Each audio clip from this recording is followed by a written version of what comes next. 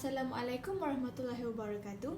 Saya Yasmin binti Yahya akan membentangkan tentang konsep mukjizat dan bukti rasional dan sains Nabi Sulaiman. Pengenalan. Mukjizat membawa maksud, peristiwa luar biasa yang diberikan oleh Allah kepada para Nabi untuk membuktikan kenabiannya. Secara amnya, peristiwa luar biasa tersebut tidak masuk akal dan tidak boleh dilakukan oleh manusia biasa.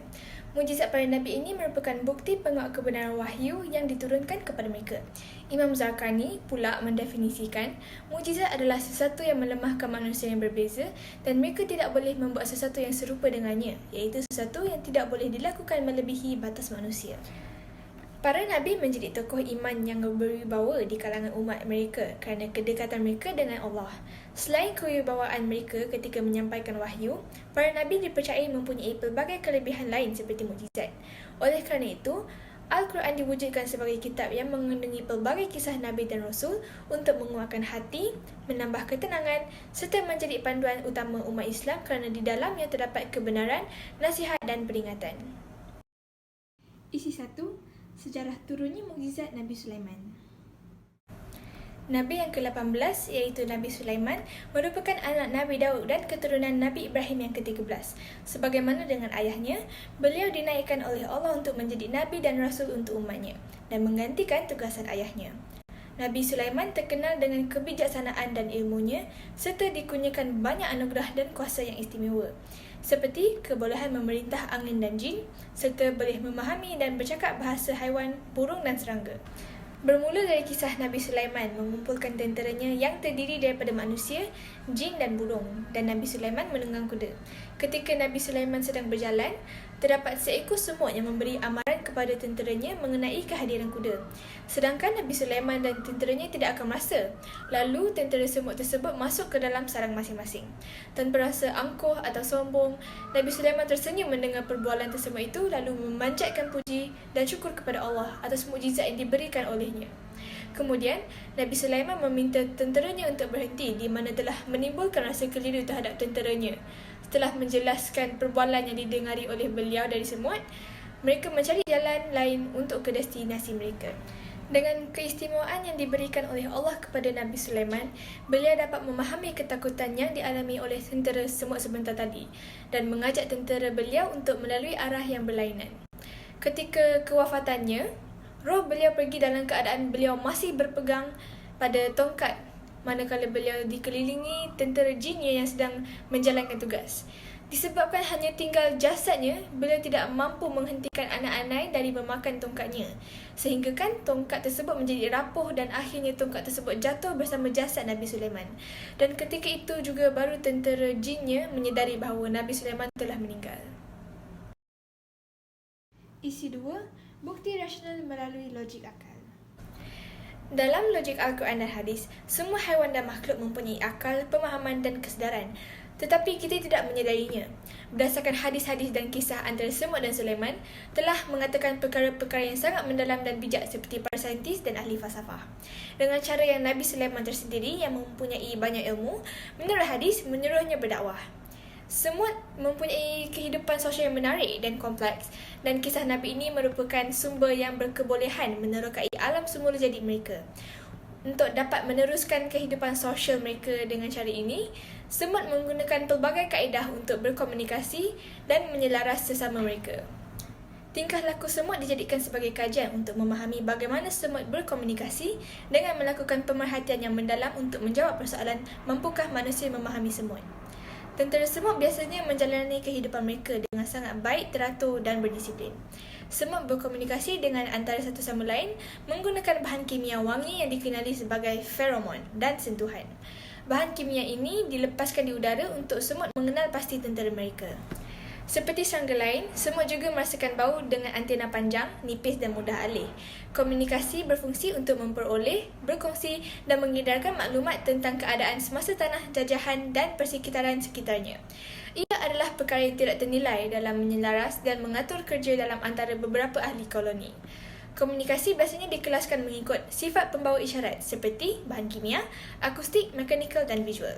Semut kebiasaannya berkomunikasi dengan membuat bunyi, which is akustik, yang berbeza dan membawa maksud yang tersendiri.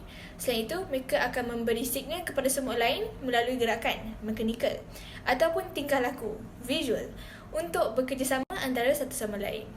Untuk menganalisis komunikasi antara manusia dan haiwan, ianya lebih berguna apabila haiwan memahami perbezaan daripada percakapan manusia. Namun, percakapan manusia ini tidak menawarkan definisi secara menyeluruh terhadap haiwan. Sebaliknya, hanya menyiasat kejadian haiwan dalam konteks memahami manusia. Isi 3. Bukti saintifik. Seseorang individu yang mempunyai keupayaan untuk berkomunikasi dengan individu sama ada spesiesnya sendiri atau spesies lain dibekalkan dengan kuasa untuk mewujudkan dirinya dalam komuniti dan mencari tempatnya di dalam masyarakat. Manakala haiwan adalah sama-sama bergantung kepada komunikasi walaupun mereka menggunakan cara dan saluran komunikasi yang berbeza.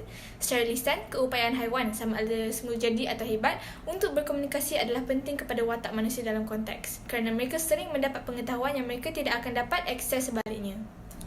Dalam setengah konteks haiwan hanya berbeza daripada manusia dalam rupa mereka.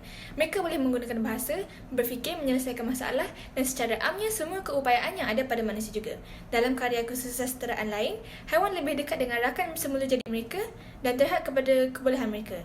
Dalam apa jua keadaan, penting bagi manusia memahami semiosis haiwan hingga ke tahap tertentu untuk melibatkan diri dengan makhluk berkenaan dan mengamalkan sikap positif terhadapnya.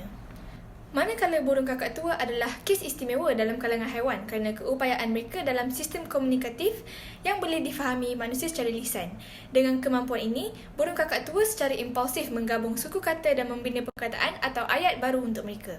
Secara keseluruhannya, kebanyakan haiwan kelihatan mempunyai otak dan bunyi untuk berkomunikasi dengan cara yang lebih disukai oleh ramai manusia melalui penyuaraan.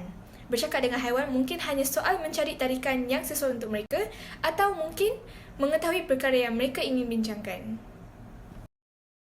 Isi 4. Kesan peristiwa. Apabila keistimewaan yang diberikan oleh Allah kepada Nabi Sulaiman untuk memahami ketakutan yang dihadapi oleh semut dan tenteranya, Nabi Sulaiman kemudian mengajak tenteranya untuk melalui arah yang berlainan untuk mereka lalu selain melalui rumah semut itu.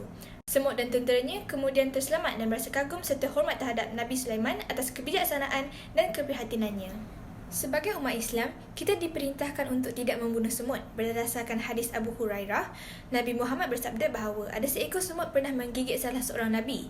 Nabi tersebut lalu memerintahkan umatnya untuk mendatangi sarang semut, kemudian membakarnya. Tetapi kemudian Allah menurunkan wahyu kepadanya, apakah hanya kerana seekor semut menggigitmu, lalu kamu membinasakan satu umat yang selalu bertasbih? Nabi Sulaiman memahami bahasa semut dengan mempelajari bahasa mereka, iaitu bahasa yang digunakan oleh manusia yang bernama puak semut atau suku semut atau kaum semut.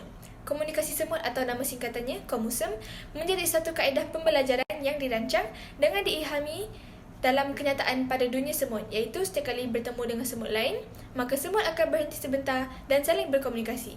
Hal tersebut yang menjadi inspirasi peneliti untuk menganalisis tahap-tahap dalam komunikasi semut menjadi peringkat dalam pembelajaran yang peneliti namakan kaedah komunikasi semut. Isi 5. Pandangan agama lain tentang kisah mukjizat. Agama Kristian dari awal keberadaannya memang mempercayai akan kuasa mukjizat. Hal ini kerana mereka mempunyai kepercayaan mukjizat penyembuh melalui kuasa doa. Gereja Katolik mengajarkan bahawa mukjizat-mukjizat memperkuatkan iman kepada Yesus yang melaksanakan pekerjaan Bapanya. Oleh itu, peristiwa yang melampaui batasan manusia adalah berkemungkinan untuk berlaku. Agama Hindu juga mempercayai akan mukjizat. Pada zaman Brahmana, kitab-kitab yang disucikan oleh Brahmana disusun rapi oleh pendeta agama. Pendeta agama pada zaman itu, iaitu abad ke-8 sebelum Masihi, telah menjelaskan asal-usul mukjizat dan daya kekuatan pengorbanan. Kitab yang disucikan itu turut memberi rincian secara terperinci mengenai kisah dongeng, baik dari manusia maupun dewa-dewa dalam menggambarkan upacara pengorbanan. Bagi agama Buddha Gautama dianggap mempunyai mukjizat, iaitu kemampuan yang melampaui batasan manusia. Namun begitu, beliau akan menolak permohonan manusia untuk menunjukkan kemampuan atau kekuatan mukjizatnya. Mukjizat yang diperoleh darinya adalah hasil daripada meditasi yang mendalam setelah dia melepaskan kehidupannya sebagai seorang putera. Beliau juga menyatakan bahawa mukjizat itu sepatutnya membawa manfaat kepada banyak makhluk dan sebagai tanda peringatan untuk muridnya mendalami ilmu Dharma, iaitu ajaran Buddha, bukan demi memperoleh mukjizat. Baginya, kemampuan untuk membuka pandangan orang akan kebenaran Dharma dan memperoleh kebijaksanaan adalah mukjizat yang terbaik. Kesimpulan. Dari kisah Nabi Sulaiman ini, ternyata mukjizatnya adalah mustahil untuk dikuasai oleh mana-mana manusia biasa, iaitu kemampuan untuk memahami binatang secara lisan dan juga untuk binatang memahami beliau secara lisan. Mukjizat ini telah membuat binatang kagum dan hormat ke atas Nabi Sulaiman atas anugerah yang diberikan oleh Allah. Selain binatang, jin juga turut mempunyai hormat pada beliau kerana mampu memahami mereka juga. Kehebatannya mampu menyatukan burung dan jin dan manusia menjadi tentera beliau amatlah dikagumi serta ciri-ciri kepribadian beliau. Setelah pelbagai kajian dan pemerhatian dilakukan terhadap binatang, didapati bahawa manusia juga mampu memahami cara kehidupan dan cara berinteraksi yang dilakukan oleh haiwan yang berlainan. Mengambil ilmu dari segi visual, gerakan fizikal dan cara binatang berbunyi, binatang tersebut juga mampu memahami kita jika kita berinteraksi mengikut cara mereka. Walau bagaimanapun, kedua manusia dan binatang tak mampu memahami antara satu sama lain dengan jelas dan memahami setiap perkara yang ingin disampaikan secara menyeluruh, seperti kisah Nabi Sulaiman. Mukjizat yang dianugerahkan oleh Allah kepada Nabi adalah bertujuan untuk membuktikan kenabian para Nabi mengikut zaman mereka. Oleh itu, kita sebagai umat Islam mestilah beriman dan taat kepada perintah Allah dan Rasul dengan mendalami dan menghayati ilmu agama Islam. Dengan Al-Quran sebagai mukjizat teragung, kita umat Islam haruslah gunakan sepenuhnya. Sekian daripada saya. Assalamualaikum warahmatullahi wabarakatuh.